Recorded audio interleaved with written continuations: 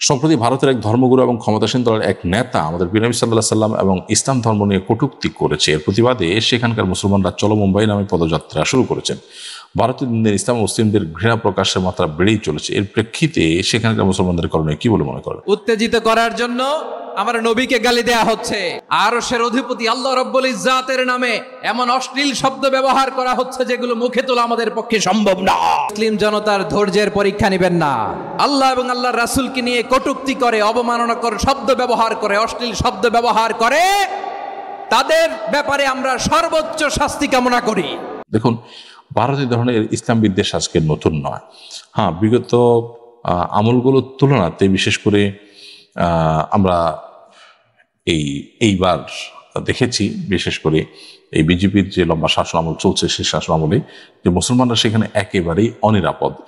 ভারতের তথাকথিত যে ধর্ম নিরপেক্ষতার কথা বলা হয়ে থাকে, এই ঘটনা তার স্বরূপকে উন্মোচন করেছে। যে ধর্ম নিরপেক্ষতার নাম দিয়ে সেখানকার সংখ্যালঘু মুসলমানদের উপরে যেভাবে নির্যাতন চালানো হচ্ছে, মানসিকভাবে নির্যাতন চালানো হচ্ছে, এই যে তথাকথিত পুরোহিত, তিনি প্রিয় নবী সাল্লাল্লাহু আলাইহি ওয়াসাল্লাম সম্পর্কে আপত্তিকর যে সমস্ত মন্তব্য করেছে, সেগুলো ভারতের তথাকথিত ধর্মনিরপেক্ষতাবাদের যে আসল রূপ সেটাকে ফুটিয়ে তোলে। এই জন্য আসলে আমরা যদি ভালো মুসলমান হই, তাহলে জগৎটা যেরকম পরিবর্তিত হয়ে যাবে, ঠিক একইভাবে প্রত্যেক দেশের নাগরিকরা নিজেরা ভালো না হলে তাদের আসলে সংবিধানে কি আছে না আছে সেটা দিয়ে আসলে তাদেরকে অসভ্য ভালো মন্দ নিরূপণ করা যায় না।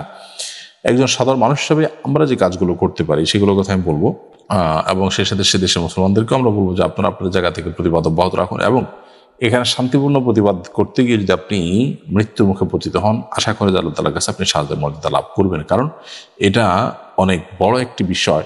অন্যায়ের বিরুদ্ধে আমরা কথা বলবো, বিশেষ করে যখন শিরকে লিপ্ত হতে বলা হচ্ছে বা নবী সাল্লাল্লাহু আলাইহি সাল্লামের প্রতি অবমাননা করার প্রচেষ্টা করা হচ্ছে। দেখুন, মুসলমানের অন্য সব বিষয় ছাড় দেওয়ার সুযোগ থাকলে নবী সাল্লাল্লাহু আলাইহি সাল্লামের মর্যাদার ক্ষেত্রে কোনো ছাড় দেওয়ার সুযোগ নেই। এই জন্য এই বিষয়টাকে সর্বোচ্চ গুরুত্ব দিয়ে আমাদেরকে দেখতে এবং প্রতিবাদ অব্যাহত রাখতে হবে। আমরা যারা দেশে আছি তারা এর প্রতিবাদ স্বরূপ সে দেশের সমস্ত পণ্যগুলো বয়কট জোরদারভাবে আমরা করতে পারি।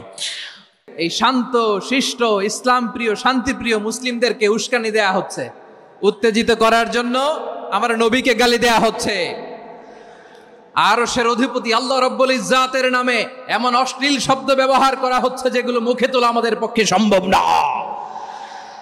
প্রিয় ভাইয়েরা, আমরা আজকের এই চাঁপাইনবাবগঞ্জের বিশাল ঐতিহাসিক তাফসীরুল কোরআনের প্রোগ্রাম থেকে এই এন্টারিম গভর্নমেন্টের কাছে বিনীত আবেদন জানাতে চাই, আপনারা শান্তিপ্রিয় মুসলিম জনতার ধৈর্যের পরীক্ষা নেবেন না। ধৈর্যের পরীক্ষা আপনারা নেবেন না।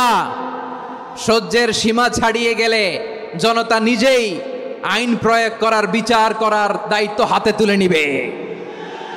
এটা আমরা চাই না। এটা আমরা চাই না, আমরা চাই না। যারা আল্লাহ রাসূল সাল্লাল্লাহু আলাইহি ওয়াসাল্লামের সম্মানকে খাটো করে, আল্লাহ এবং আল্লাহর রাসূলকে নিয়ে কটূক্তি করে, অবমাননাকর শব্দ ব্যবহার করে, অশ্লীল শব্দ ব্যবহার করে, তাদের ব্যাপারে আমরা সর্বোচ্চ শাস্তি কামনা করি। সর্বোচ্চ শাস্তি তাদের জন্য বাস্তবায়ন করতে হবে। বাংলাদেশে ব্লাসফেমি আইন করে চিল্লায় বলেন ঠিক কিনা?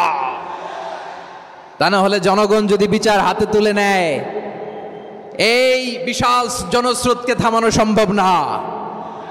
আমরা শান্তি চাই কি চাই না? আওয়াজ করে বলেন। আল্লাহর নবীর বিরুদ্ধে, আল্লাহর রাসূল সাল্লাল্লাহু আলাইহি ওয়াসাল্লামের সম্মানকে খাটো করে কবিতার নামে, গদ্যের নামে অশ্লীল শব্দ চয়নকে আমরা মেনে নিব? অশ্লীলতাকে আমরা মেনে নিব? কারণ আল্লাহর নবী আমার ঈমান, আমার নবী আমার ঈমান। নবীকে ভালোবাসা ঈমানের অংশ শুধু এতটুকু নয়, আমার নবীর ভালোবাসাটাই হচ্ছে ঈমান। চিল্লায় বলো ঠিক কিনা? আমার নবীর জন্য আমরা বুকের তাজা রক্ত বিলিয়ে দিতে রাজি আছি না নাই? রাজি আছো মুসলমান? কারা কারা রাজি?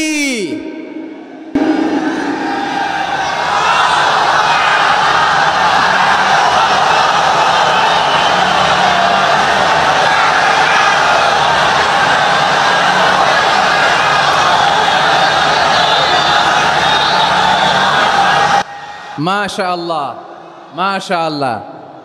বসুন, থামুন। ফিদাকা আবি ওয়া উম্মি ওয়া নাফসি ওয়া রূহি ইয়া রাসূলুল্লাহ।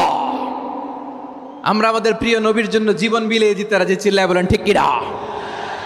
এজন্য ইন্টারিম গভর্নমেন্টের কাছে আমরা বিনীত আবেদন জানাই, দেশের পরিস্থিতি আরো নাজুক হওয়ার আগেই যারা এই সমস্ত অবমাননার সাথে জড়িত তাদের বিরুদ্ধে কঠোর শাস্তির বিধান জারি করতে হবে।